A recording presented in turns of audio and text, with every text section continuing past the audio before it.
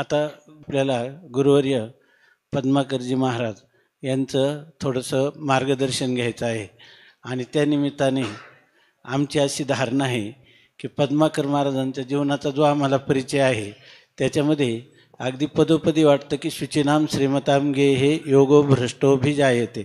आता माहीत नाही की ते श्रीमंत कुलात जन्म झाला की दरिद्री कुलामध्ये. श्रीमंत झाला असेल तर हे पूर्ण लागूच आहे.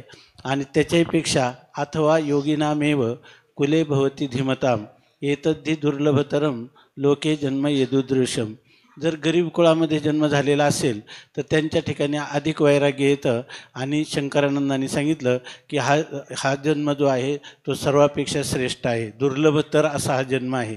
तेव्हा आज त्यांच्याकडून जेव्हा हे तंतोतंत अशा प्रकारचं पांगतं चिंतन कोणी ऐकतं त्यावेळेला ही गोष्ट आपल्या अंतःकरणात दृढ होते. तेव्हा हे संस्कार त्यांना कुठून आले असतील तर त्यासाठी बालपणीचं या ठिकाणी गुरुवर्यांनी आपल्याला बालपणी याची आवड कशी निर्माण झाली, मोकळ्या मनाने संकोच कुठलाही न करता सगळ्यांना मार्गदर्शक होईल म्हणून हा एक आत्मसंवाद आपल्या आत्मीयांशी आपण करत आहोत. या रीतीनं आपल्या बालपणामध्ये आवड कशी निर्माण झाली आणि ती कशी वृद्धिंगत होत गेली याचं थोडंसं निरूपण त्यांनी करावं असं आपण विनंती करू. श्री विठ्ठल. ओम योऽन्त प्रविश्य मम वाचमिमां प्रसुप्तां सञ्जीवयत्यखिलशक्तिधरस्वधाम्ना अन्यांश्च हस्तचरणश्रवणत्वगादीन् प्राणान् नमो भगवते पुरुषाय तुभ्यं. नमामि सद्गुरुं शान्तं सच्चिदानन्दविग्रहं पूर्णब्रह्मपरानन्दमीशमानन्दिवल्लभं. गुरुर्ब्रह्मा गुरुर्विष्णुः गुरुर्देवो महेश्वरः गुरु साक्षात परब्रह्म तस्मै श्री गुरवे नमः. श्री संताची ये माथा चरणावरी साष्टांग हे करी दंडवत. कैवल्य चक्रवर्ती योग्यांची माऊली ज्ञानाधिराज ज्ञानोबरायांना वंदन करून आपल्या सर्वांचे श्रद्धास्थान पूजनीय वंदनीय गुरुवर्य बाबांच्या चरणी, पूजनीय वंदनीय गुरुवर्य डॉक्टर बाबांच्या चरणी,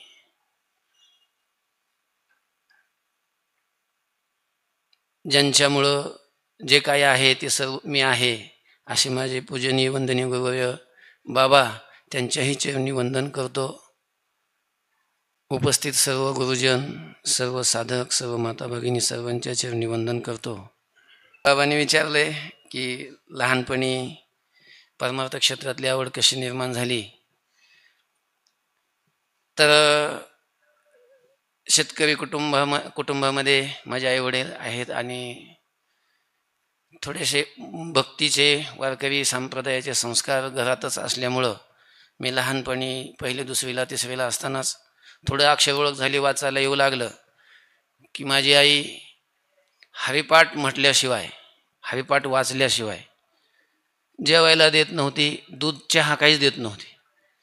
त्याच्यामुळं हरिपाठ लहानपणापासूनच म्हणत गेलो. आईवडिलांना थोडे परमार्थातले संस्कार असल्यामुळं जास्त काही नाही पण असं थोडासा परमार्थातले म्हणजे पंढरीची वारी वगैरे भजन कीर्तन अशी आईवडिलांना आवड आहे आणि त्यामुळं मलाही लागली. गावामध्ये पांडव प्रताप, हरिविजय, रामविजय, भावार्थ रामायण अशा पोथ्या चालत होत्या. आईवडील दररोज ते ऐकायला जायचे आणि घरात बसलेला असताना आई नेहमी रामाच्या, कृष्णाच्या अशा त्या पांडव प्रतापातल्या वगैरे सगळ्या अशा त्या कथा सांगायची आई. त्याच्यामुळं ती आवड लागत गेली. गावामध्ये सप्ताह व्हायचा. दुसरी तिसरी चौथीचे असताना सप्ताह झाल्यानंतर ते कीर्तन व्हायचे, ती आवडायची. कीर्तन कसं करतात, अभंगावर बोलतात असं काही माहीत नव्हतं. पण गावातला सप्ताह झाला की आम्ही शाळेतली जे मुलं आहोत, माझ्या वर्गातले वगैरे एक दोन वर्गाने मागं असलेले पुढं असले, आम्ही सगळ्यांनी काय करायचं, मग आता लोकांचा माणसांचा सप्ताह झाला म्हणून आम्ही मुलांचा सप्ताह करायचा. मुलांचा सप्ताह करायचा म्हणजे आता काय करायचं, मंडप द्यायचा. तर असे बांबू वगैरे आणायचे, असे एका कुठंतरी पटांगणामध्ये असे रवायचे.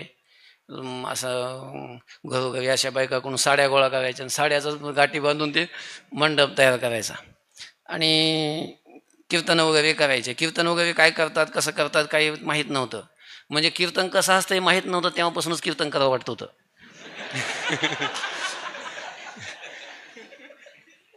आणि कीर्तन करायचो. आणि माझे मित्र पण सगळे कीर्तनं करायचे. कीर्तन करायचं म्हणजे काय, काहीतरी फक्त ती ऐकलेलं वगैरे ते कथा वगैरे सांगायच्या काहीतरी. आणि ज्ञानेश्वरी काय पारायण एवढं होत नव्हतं, पण आम्ही सगळ्यांनी बसून, मुलांनी बसून हरिपाठाचीच पारायणं करायची. सकाळी संध्याकाळी करायचे. मग नंतर 5वीपर्यंत वगैरे शाळा गावामध्ये होती तोपर्यंत झालं. मग नंतर पुन्हा दुसऱ्या गावाला 6वीपासून जावं लागलं. ती शाळा 5 किलोमीटर होती. मग ते मुलाच्या संगतीत जायचं, शाळेत कधी गेलोच नाही 10वीपर्यंत. जायचं, गाव 5 किलोमीटर अंतर होतं आणि मध्ये फॉरेस्ट होतं. त्या फॉरेस्टमध्ये जायचं, ते तळे वगैरे होते, पोहायचं, खेळायचं. तिकडून शाळा सुटली, काही मुलं आली की त्यांच्यासोबत परत घरी यायचं.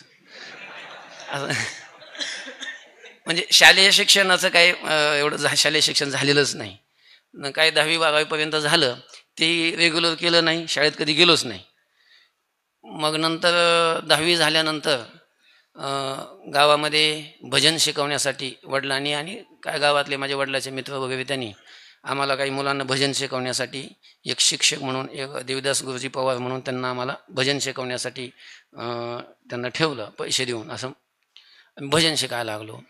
मग पुन्हा जास्त भजनाची आवड लागली. मग मृदंग शिकावा वाटायला लागला. आणि मग नंतर वडिलांना असं वाटायचं की यांनी पूर्ण वेळ याला न देता शाळेत पण जावं, काहीतरी नोकरी करावी. आम्ही तिघंजण भाऊ आहे, त्याच्यामध्ये मी मोठा आहे. त्यांना असं अपेक्षा होती किंवा काहीतरी नोकरी करावी, आणि नुसतं भजनच करून कसं काय. मग मला अशी अपेक्षा नंतर अशी निर्माण झाली, आवड निर्माण झाली की मला ती शाळा नकोच वाटत होती. शाळेत मी कधी जातही नव्हतो. आणि नंतर कॉलेजला जायचं, ते पैसे भरावे लागायचे आणि नको वाटायचं. पण वडिलांची अपेक्षा होती आणि वडिलांना मी नाही म्हणू शकत नव्हतो. 10वीमध्ये असताना गणपती बसवले होते आम्ही मुलांनी, आणि शाळा बुडवून आम्ही त्या गणपती पुढून नाचलो. आणि ते वडिलांनी मला मारलं होतं खूप. मग तेव्हापासून मी वडिलांना जास्त काही बोलत नव्हतो. पण मग कडक आहेत वडील जरा. आणि मग आईला म्हणायचो मी, मला ही शाळा शिकायची नाही, मला आळंदीला जायचं आहे, मला कीर्तन शिकायचं, कीर्तन मला आवडतं, कीर्तन शिकायचं, म्हणून मी आईला असं आग्रह करायचो. आई वडिलांना म्हटली तर वडील म्हटले, असं थोडंही म्हणे, कीर्तन करून काय भीक मागून खातो का म्हणे, असं वडील बोलले. इथं काहीतरी शिक म्हटले, नोकरी लागन, आणि रिकाम्या वेळेमध्ये भजन कीर्तन आपलं भजन वगैरे करायचं म्हटले, असं म्हटले. मग मला तर काही ते शाळेत जावं वाटत नव्हतं. मग आम्ही दोघं तिघंजण, आम्ही मित्र जे होते माझे, आम्ही ठरवलं काही असलं तरी आपण आता न विचारता निघून जायचं. आईला मी एकदा म्हटलं की मला मी जाणार आहे, पण कुठं जाणार आहे काय म्हटलं नाही. आणि मग आम्ही तिघं आम्ही घरून आळंदीला पळून यायचं असं ठरवलं. अचानक निघायच्या वेळेला एक जण कॅन्सल झाला. आणि दोघंजण आम्ही घरून पळून आलो. आता जायचं कुठं, आळंदी म्हणजे माझं खेडेगावात झालेलं शिक्षण, मामाचं गाव आणि आमचं गाव, आणि मधले दुसरे गाव कोणते माहीत नव्हते. आणि आता जायचं कुठं, आळंदी माहीत नव्हती. पण पंढरपूरला एकदा मी गेलो होतो वडिलांसोबत. पंढरपूरला गेलेलो असल्यामुळे असं वाटलं की आपण पंढरपूरला जाऊ अगोदर. पंढरपूर जवळ आहे आमच्या त्याकडच्या गावापासून, धाराशिव जिल्ह्यात माझं गाव आहे. आळंदी लांब आहे असं लोक म्हणायचे, म्हणजे बाहेरचं काही माहीतच नव्हतं. मग पंढरपूरला गेलो. मग तिथं आम्ही शाळेत होतो, शाळेतूनच गेलो. फक्त असे कपडे पण नव्हते, पॅन्ट होते अंगावर, आणि पैसेही नव्हते जवळ, काही 50-60 रुपये होते. आणि ते तिथंहीपर्यंत आमचे संपले. मग तिथं चौकशी केली तर संस्था कुठं आहे का. पंढरपूरमध्ये बरंच फिरलो आम्ही, काही माहीत नव्हतं पण विचारत फिरायचो दोघंच. कोणी ओळखीचं नव्हतं, वय लहान होतं, 10वी-11वी झालेली होती. संस्थाच नाही म्हणे इथं कुठं. मग ते म्हणले आळंदीला जावा. मग आता आळंदीला कसं जायचं आम्ही हे केलं, विचारलं, चौकशी केली. मग त्यांनी सांगितलं रेल्वेनं पुण्याला वगैरे जा असं. मग आम्ही आळंदीला जाण्यासाठी असं ठरवलं आणि चंद्रभागेचं स्नान करण्यासाठी वाळवंटात गेलो. तर वारकरी आणि एक माता, वारकरीच माता आणि एक वारकरी बाबा आमच्याजवळ आले. त्यांनी चौकशी केली आम्हाला, कुठून आले पोरं नव्हतं. मग कुठं चालले, काय चालले, मला असं असं आम्ही घरून पळून आलो आहे, आईवडिलांना कुणालाच आम्ही काही सांगितलं नाही, आणि आम्हाला कीर्तन शिकायचं आहे. मग मग कुठं शिकता तुम्ही. नाही, मला आळंदीला जायचं आहे, मला आळंदीचा पत्ता द्या एखादा. ते म्हणले तुम्ही आळंदीला जाऊ नका, तुम्ही गंगापूरला जा. म्हणलं गंगापूरला काय आहे? गंगापूर काय माहीतच नव्हतं, म्हणजे पहिल्यांदा नाव ऐकलं ते गावाचं. म्हणजे गंगापूरला काय आहे?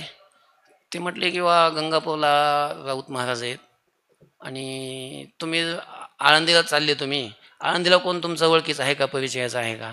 ते म्हणजे परिचयाचं नाही, पण ज्ञानेश्वर महाराज आहेत आणि तिथं संस्था खूप आहेत म्हणे, तिथं खूप शिकवतात, मग आम्हाला आळंदीला जायचं असं मी त्यांना बोललो.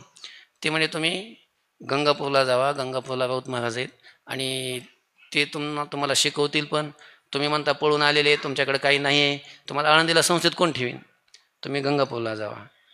पण आमच्या डोक्यात ती गंगापूर नव्हतंच. म्हणजे वास्तवता आहे, गंगापूर नाव पण ऐकलं नव्हतं. राऊत बाबा कोण आहेत, राऊत महाराज कोण आहेत माहीत पण नव्हतं. म्हणजे आहेत त्याच भागातले, पण त्यावेळेला बाबांचा तिकडं परिचय पण काय नव्हता. आता परिचय झाला सगळीकडे बाबांचा महाराष्ट्रामध्ये. त्यावेळेला बाबांचा म्हणजे आमच्या तालुक्यात पण कोणी ओळखीत नव्हतं बाबांना, मी पण ओळखीत नव्हतो, काहीच माहीत नव्हतं. आता जाणार कसं तिकडं? मग आमची काही इच्छाच होईना, भावनाच होईना, कोण राऊत महाराज आणि कोणतं गंगापूर, असं आमच्या मनात वाटायचं, दोघांना पण वाटायचं. मग आम्ही ठरवलं आळंदीला जायचं. म्हणून आम्ही रेल्वे स्टेशनला आलो. आम्ही घरी येऊन काहीच आणलेलं नव्हतं, का आमच्याजवळ काहीच नव्हतं. मग ते बाबा आणि ती बाई तिथं आले. मग पुन्हा म्हटले तुम्ही पोरांनो आळंदीला जाऊ नका बरं, गंगापूरला जा. मग त्या मावशी म्हटले की तुम्ही जेवले का पोरांनो? म्हटलं नाही. मग त्यांनी आम्हाला जेवण पण दिलं. मग बरं वाटलं जरा. मग त्यांनी पत्ता वगैरे लिहून दिला आम्हाला, कसं कसं गंगापूरला जायचं, गंगापूर कुठे आहे. मग आम्ही ते कागदावर लिहून घेतला होता पत्ता वगैरे. आम्ही जातो म्हटलं आणि तसंच कुर्डवाडीला आलो. कुर्डवाडीहून आम्ही ठरवलं की आता आळंदीला जायचं म्हणून. तर ते तिथं आले परत. त्यांनी म्हणलं तुम्ही तुम्ही आळंदीला जाऊच नका, तुम्ही गंगापूरला जा. आणि त्यांनी आम्हाला रेल्वेत बसवून दिलं, नगरला जाणारे, तिकडं जाणारे ते. आणि आम्हाला नगरहून पुन्हा जायचं सांगितलं, तिकडं नेवासा वगैरे असं काय गावला जाऊन गंगापूरला जाऊन सांगितलं. मग त्यांनी सांगितलेल्या पद्धतीनं आम्ही गेलो. घरी येऊन निघल्यापासून 4थ्या दिवशी आम्ही गंगापूरला गेलो होतो. शिबिर होतं तिथं, उन्हाळ्यात सुट्टीमध्ये शिबिर असतं गंगापूरला. ते शिबिर संपलेलं होतं. शिबिरातले विद्यार्थी गेले होते. त्यावेळेला आश्रमाचं स्वरूप लहान होतं, 10-15 विद्यार्थी असायचे आश्रमामध्ये. आणि तेवढे विद्यार्थी काही पकवाज वाजत होते, काही भजन म्हणत होते, काही खेळत होते, असं त्याची त्यांची पद्धत. आणि उन्हाळ्याचे दिवस होते, मे महिन्यात शेवट गेलो मी. बाबा बसलेले होते. मी बाबांच्या जाऊन पाया पडलो. बाबांना सांगितलं मी की मी घरून पळून आलो आहे. आम्ही दोघंजण गेलेलो होतो, आम्हाला शिकायचं आहे, कीर्तन शिकायला आलो आहे. त्यांनी विचारलं कुठले काय वगैरे, सांगितलं बाबांना सगळं. आणि बाबा तिकडले असले, बाबांच्या लक्षात आलं लगेच. गावं वगैरे सगळे ते बाबांना माहिती आहेत तिकडचे. बाबांचा परिचय मला नव्हता, पण ते गावं सांगितले बाबांना लक्षात आलं. मग बाबांनी लगेच आपले ते बुवाजी महाराज आहेत त्यांना सांगितलं, यांना कपडे दे, यांना वळकटीला ते गोण्या वगैरे काढून दे, पोते वगैरे दे. मग त्यांनी आम्हाला पोते काढून दिले, गोण्या केल्या, हे कपडे काढा म्हणले. आमच्या अंगा पॅन्टी होत्या, पॅन्टी काढून टाकल्या. बाबांचे जुने धोतर होते, ते जुने धोतर बाबांनी मला दिले, त्याला एक दिलं, असे 2-2 धोतर दिले. आणि ते धोतर वापरून मग घरी सांगितलं नाही. मग पुन्हा एका महिन्याने बाबांनी सांगितलं की अरे आई आठवण करत असेल, ती तुला शोधित असतील, काय तू सांगितलं का घरी? म्हणलं नाही काहीच सांगितलं. म्हणजे घरची आठवण, आईची आठवण येत होती, तिचं रडत असेल वगैरे असं वाटत होतं. पण मग बाबांनी सांगितलं, मग काय करू? मग बाबांनीच एक पत्र दिलं, ते असं 4 आण्याचं 8 आण्याचं भेटत होतं पत्र, असं ते लिहायला सांगितलं मला. मी लिहून दिलं. आणि एका विद्यार्थ्यांनी मग बाबा कीर्तनाला गेले कुठंतरी आणि तिकडूनच कुठून तरी टाकलं ते पत्र. ते सुखरूप आहे, मी एका संस्थेत आहे, असं पत्ता नाही सांगितला. ही घटना कधीची असेल साधारणतः? किती साली आपण आलं बाबांकडं? बाबांकडं मी 2003ला आलो. 3दा. त्याच्यानंतर मग किती दिवस बाबांच्या जवळ राहिले? अजून बी बाबांजवळच आहे. अजून ते परत गेलेच नाही? परत बाबांजवळ राहिले ते परत गेलेच नाही? हा, बाबांजवळ राहिल्यावर परत गेलेच नाही? नाही गेलोच नाही. मग बरं, ह्या एवढ्या काळामध्ये आपण कोणकोणत्या ग्रंथांचं अध्ययन केलं? मग बाबांच्या जवळ आल्यानंतर संस्थेत जो अभ्यासक्रम असतो सगळा, भांडारकर, गीता, ज्ञानेश्वरी, पंचदशी, विचारसागर, वृत्तीप्रभाकर, तर्कावरच्या टीका, सर्वदर्शन संग्रह, वेदांत परिभाषा, आणि एवढं. आणि मग चातुर्मासामध्ये काही गुरु हरिभाऊ पाटील त्यांच्याकडं काही पंचदशीची रामकृष्ण वगैरे टीका वगैरे लावली. आणि ब्रह्मसूत्र त्यांच्याकडे झालं 3 अध्याय, 1 अध्याय राहिला माझा, ते राहिलाच तसाच. आणि आपण शिकवायला अध्यापनाला कधी सुरुवात केली साधारण? बाबांकडे आल्यानंतर 2-3 वर्ष बाबांकडे शिकलो, आणि नंतर जे नवीन विद्यार्थी येत होते त्यांना मराठी व्याकरण, भंडाकर बाबा तेव्हापासून मला शिकवायला लावायचे. बरं, आपली जी अनन्य गुरुनिष्ठा आहे ती तर अत्यंत वंदनीय आहे, आणि आपल्याला अशा प्रकारचे श्रोत्रिय ब्रह्मनिष्ठ साधू पूर्वपुण्याने आपल्या जीवनात आले. आता यानंतर आपल्याला जे काही वारकरी संप्रदायाच्या विषयी आपलं जीवन म्हणजे वारकरी संप्रदायाविषयी निष्ठा संपन्न जीवन आहे, तर त्या निमित्ताने या संप्रदायाचा काही प्रचार प्रसार व्हावा यासाठी आपल्याला काही त्रुटी आहेत आणि त्या त्रुटी कशा भरून काढता येतील याविषयी आपण 5 मिनिटात काही सांगितलं तर बरं होईल. संप्रदायाचा स्पष्टपणे आपण सांगावं. संप्रदायाचा प्रचार आता आपण त्या एवढं सांगू शकत नाही, पण प्रचार होण्यासाठी जेवढा कीर्तनातून प्रचार होतो तेवढा दुसऱ्या गोष्टीतून होणार नाही. कीर्तनामध्ये सर्वेशाम सर्व लोक आलेले असतात. आपण आळंदीमध्ये पाठ म्हणजे साधक लोकांसाठी जरी पाठाचा फायदा होत असला तरी जे संसारी लोक असतात, जे पूर्ण वेळ देऊ शकत नाहीत, संसाराची कामं असतात, अशा लोकांची प्रवृत्ती या वारकरी संप्रदायात होण्यासाठी ते काय पाठाला येऊन बसणार नाहीत. त्याच्यासाठी कीर्तन हेच माध्यम सर्वोत्कृष्ट आहे. कीर्तनाच्या माध्यमातून कीर्तनकारांसाठी काय आपल्याला सूचना सांगता येतील का? कीर्तनाच्या माध्यमात जे काही कीर्तनकार आहेत सध्या की जे संप्रदायाचे एक धुरीण आहेत, संप्रदायाचा प्रचार प्रसार करू शकतात, परंतु तरीसुद्धा महाराष्ट्रामध्ये महाराष्ट्राच्या बाहेर तर नाहीच, पण महाराष्ट्रामध्ये संप्रदायाचा म्हणावा इतका प्रचार प्रसार किंवा ती आपली जीवननिष्ठा लोकांनी केली नाही. तर त्याच्यासाठी कीर्तनकारांच्या दृष्टीनं म्हणजे याचा अर्थ 2, एक श्रोत्या आणि वक्ता, तर त्या वक्त्याच्या दृष्टीनं काय आपल्याला मार्गदर्शन मनापासून आपल्या इतक्या दिवसाच्या अनुभवाने काय वाटतं तर ते आपण सांगू शकता. कीर्तनाच्या माध्यमातून वारकरी संप्रदायाचा भक्तीचा प्रचार करणारा जो वक्ता आहे त्या वक्त्याने पहिली गोष्ट तो निष्काम असला पाहिजे, आणि त्या वक्त्याचं शास्त्राचं, ग्रंथाचं, संत वाङ्मयाचा अभ्यास झालेला पाहिजे. ही गोष्ट हे आणि आता पाहुण्या ग्रंथ करावे कीर्तन तुकोबाराय म्हणतात. परंतु ही कीर्तनाची जी परंपरा आहे, माध्यम आहे, हेच लोकजागृतीसाठी सध्या तरी अत्यावश्यक आहे, आवश्यक आहे असं. आता आपल्या व्यक्तिगत जीवनामध्ये यापुढं असणाऱ्या ज्या संकल्पना आहेत, जसं तुकोबाराय आपल्या जीवनाच्या संकल्पना सांगतात, तशा आपल्या जीवनामध्ये आता आमरणांत कशा प्रकारचं जीवन जावं याविषयी आपल्या काही संकल्पना थोड्या सांगितलं तर बरं होईल.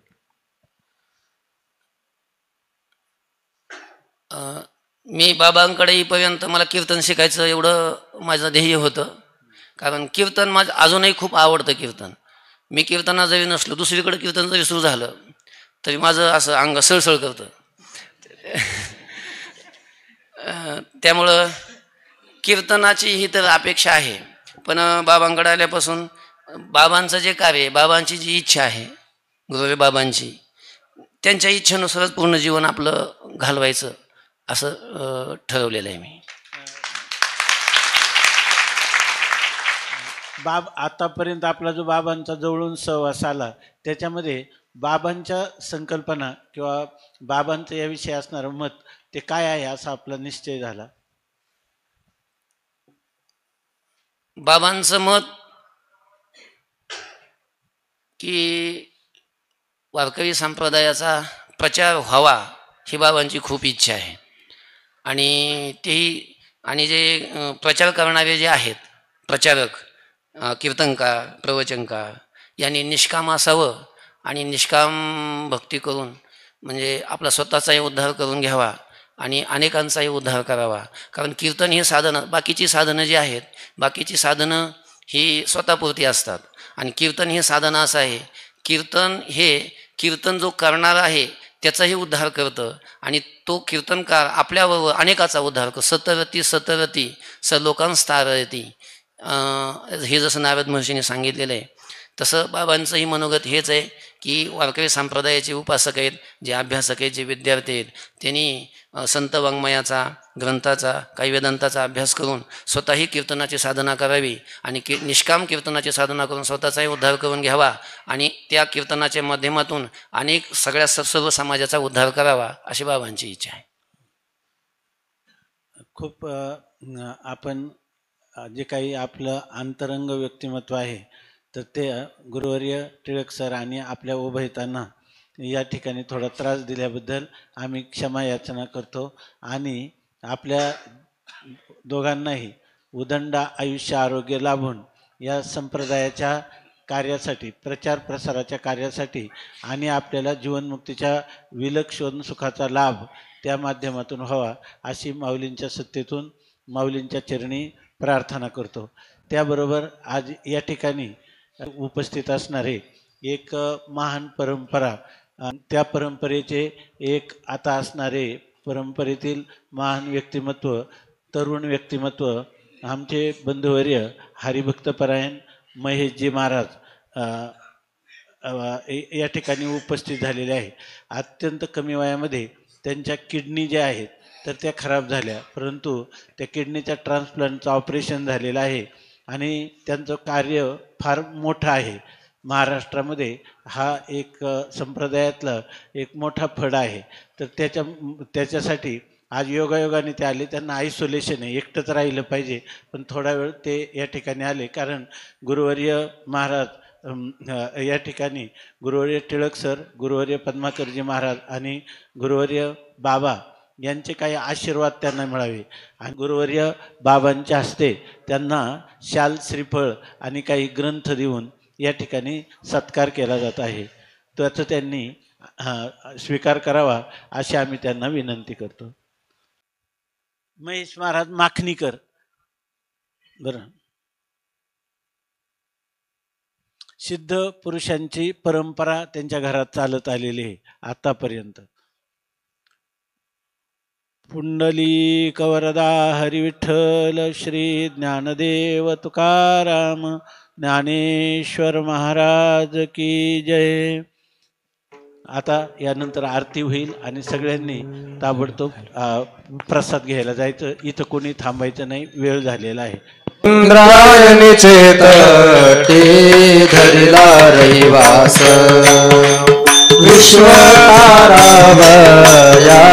लक्ष्मी निवास ज्ञानेश्वर रूपे धरिले निज वेश वर्म जाणे तया सद्गुरोपदेश वर्म जाणे तया सद्गुरोपदेश जय देव जय देव जय ज्ञानदेवा जीवा शिवाचा आदि परब्रह्म ठेवा कृष्ण एकादशी कार्तिक मासे आपण पंढरीनाथ संकादिकासी यात्रेसी येतात स्वानंद रासी दर्शन घडे दया निज मुक्ती देशे दर्शन घडे दया निज मुक्ती देशे जय देव जय देव जय ज्ञानदेवा जीवा शिवाचा आदि परब्रह्म ठेवा मैसिक पुत्र केला वाचक वेदाचा प्रतिष्ठानी गर्व धरिला विप्रांचा विशेष अर्थ केला भगवद्गीतेचा प्रत्यक्ष द्वारी शोभे पिंपळ कणकाचा प्रत्यक्ष द्वारी शोभे पिंपळ कणकाचा जय देव जय देव जय ज्ञानदेवा जीवा शिवाचा आदि परब्रह्म ठेवा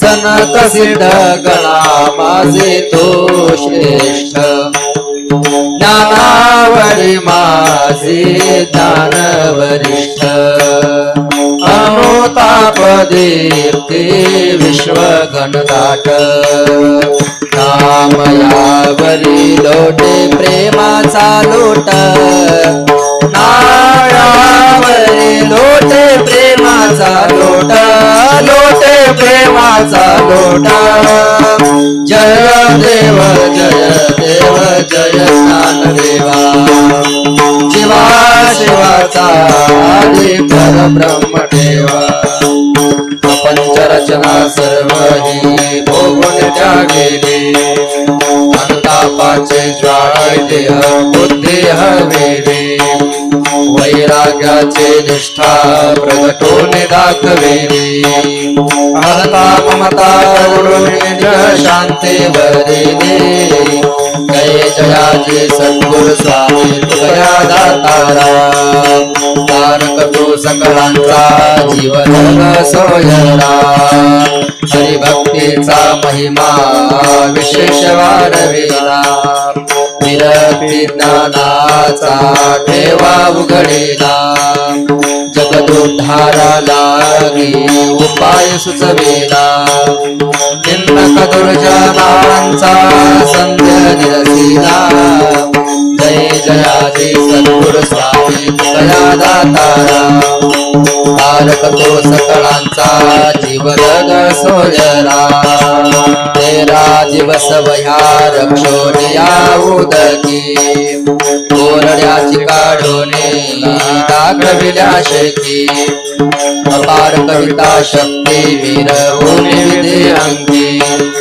कीर्तन श्रवणे तुमच्या करी जय जनलोके जय जयाजी सद्गुरु स्वामी तुझ्या दातारा तारक तो सकळांचा जीवन सोयरा बाळवेश घेऊन श्री हरी भेटला विधीचा जनिता तो श्री आठवा दिला तेने ब्रह्मानंदे प्रेमारुणविला प्रतुते म्हणून तुका नाम गौरविला जय जयाजी सद्गुरु स्वामी तुझ्या दातारा तारक तो सकळांचा जीवन सोयरा प्रयाण काळी देवे विमान पारले तरीच्या काळा माही अद्भुत वर्तले माधव देह घेऊन निजधामा गेले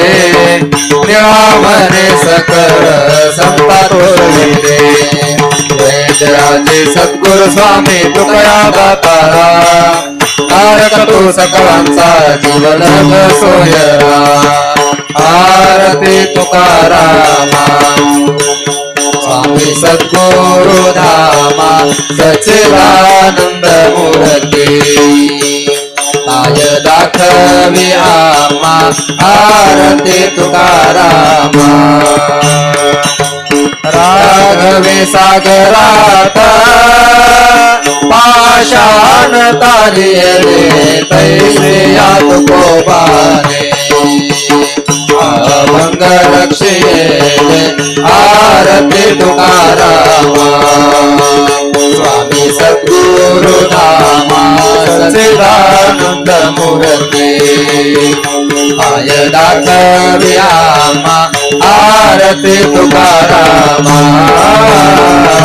दुखिता तुलने से ब्रह्म तुका से आले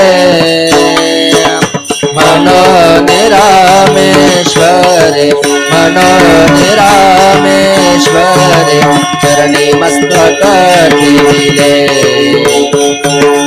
आरती तुकारामा आरती तुकारामा स्वामी सद्गुरु धामा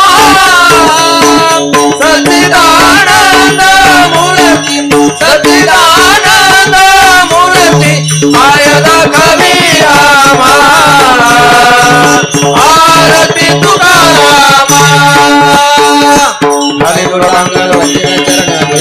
काही न रूप तुझे प्रेमे आलंगे ना आनंद पूजे न भावी उभारे न म्हणे नामा विठ्ठल रकुमाई ठोपा रकुमाई हेची भावी माझ्या जन्मोजन्मी तुझा दास पंढरीचा वार करी वारी चुकोने दे हरी संत संगी सर्व काळ अखंड प्रेमाचा सुकाळ पंढरीचा वार करी वारी चुकोने दे हरी चंद्रभागेशना तुका मागे हेची दान पंढरीचा वार करी वारी चुकोने दे हरी अकल्पायुष्य व्हावे तया कुळा माझ्या सकळ हरीच्या दासा कल्पनेची बाधा न हो कोणी ही संत मंडळी सुखी असो अहंकाराचा वारा न लागो राजसा माझ्या विष्णुदासा भाविकासे नामा म्हणे तया सावे ज्या कल्याण मुखी निधान पांडुरंग मागणे ते एक तुझ प्रति आहे देशील तरे पाहे पांडुरंगा या संताशी निरवी हेची मज दे अनेक तुझे काही न मागे तुझ तुका म्हणे आता उदार तू होय मज ठेवी पायी संतांची या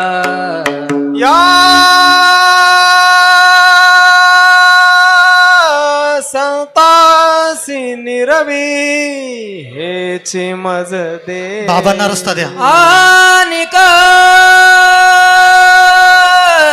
तुझे बाबांना रस्ता द्या, जाऊ द्या बाबांना, रस्ता सोडा. ज्ञानदेव तुकाराम ज्ञानदेव तुकाराम ज्ञानदेव तुकाराम ज्ञानदेव तुकाराम ज्ञानदेव तुकाराम ज्ञानदेव तुकाराम ज्ञानदेव तुकाराम ज्ञानदेव तुकाराम तुकाराम तुकाराम तुकाराम तुकाराम